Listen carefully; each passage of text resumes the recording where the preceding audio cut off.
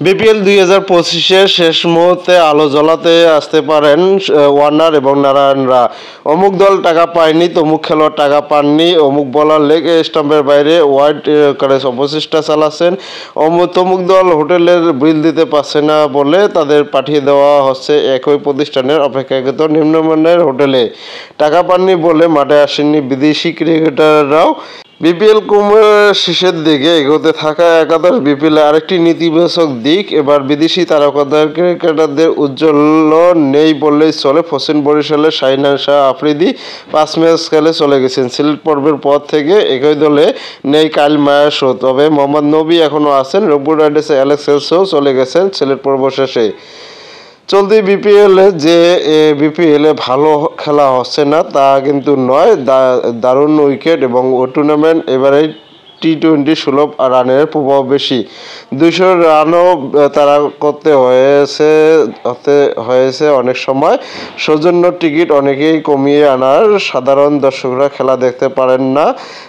ঢাকা, সিলেট, চট্টগ্রামের সব ভেন্যুতে গ্যালারি ভরপুর।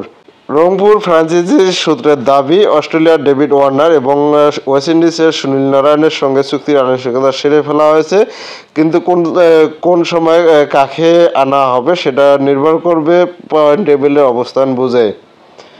রংপুর ফ্র্যাঞ্চাইজি সূত্রের দাবি, অস্ট্রেলিয়ার ডেভিড ওয়ার্নার এবং ওয়েস্ট ইন্ডিজের সুনীল নারায়ণের চুক্তি আনুষ্ঠানিকতা সেরে ফেলা হয়েছে। আজ সিডনি থান্ডার্সের হয়ে বিগ ব্যাশ ফাইনাল খেলার পর ওয়ার্নারের বিপিএলে আসতে সমস্যা হওয়ার কথা নয়। প্লে অফে রংপুরের হয়ে দেখা যেতে পারে তাদেরকে, আর নারায়ণ ফাইনালে খেলানোর ইচ্ছা রাইডার্সের। ওয়ার্নার এর আগে 2018 এবং 19 মৌসুমে বিপিএলে খেলেছেন সিক্সার্সের হয়ে। নারায়ণ তো বিপিএলের পরিচিত মুখেই। এ পর্যন্ত 6 মৌসুম খেলেছেন বিপিএলে, সর্বশেষ গত মৌসুমে। 2 ফেব্রুয়ারি দুবাইয়ে আইএল টি-20তে আবুধাবির নাইট রাইডার্সের হয়ে খেলা আছে নারায়ণের। নাইট রাইডার্সের যদি প্লে অফ ওঠে তাহলে নারায়ণের বিপিএলে আসার সম্ভাবনা কমে যাবে এবং দলের নাম প্রকাশ না করার সত্ত্বে এক কর্মকর্তা বলেছেন, টিম ডেভিডের আশাও চূড়ান্ত। ওয়ার্নার ও নারায়ণের সঙ্গে চুক্তি হয়েছে, তাদের আনা হবে পরিস্থিতি বুঝে, সেভাবে চুক্তি হয়েছে। অবশ্য নারায়ণ শেষ পর্যন্ত না এলে মন্দের ভালো রংপুরের জন্য। আবুধাবি নাইট রাইডার্স প্লে অফে গেলে যে নারায়ণের মতো ফসিন বরিশালের কাইল মায়াসও আর আসবে না বিপিএলে ফেরে। অন্য পুরনোদের ধরে রেখে নতুন চোখ রাখছে দলটি। বরিশাল অবশ্য শুধু মায়াসের অপেক্ষায় বসে নেই। দলের এক কর্মকর্তা বলেছেন, আমরা টি-20 আর অন্য লিগগুলো শেষ হওয়ার অপেক্ষায় আছি। ফ্রি হলে কাইল মায়াসকে ফিরতে পারেন, বড় কোনো পেশার আনা হতে পারে। নিউজিল্যান্ডের অ্যাডাম মিলনও হতে পারে। 2-3 দিনের মধ্যে এটা চূড়ান্ত হবে।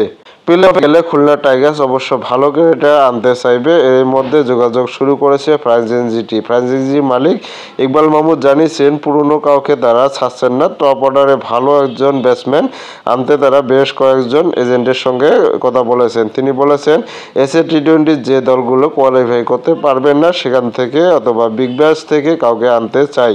একজন পেস বোলার আনার চেষ্টা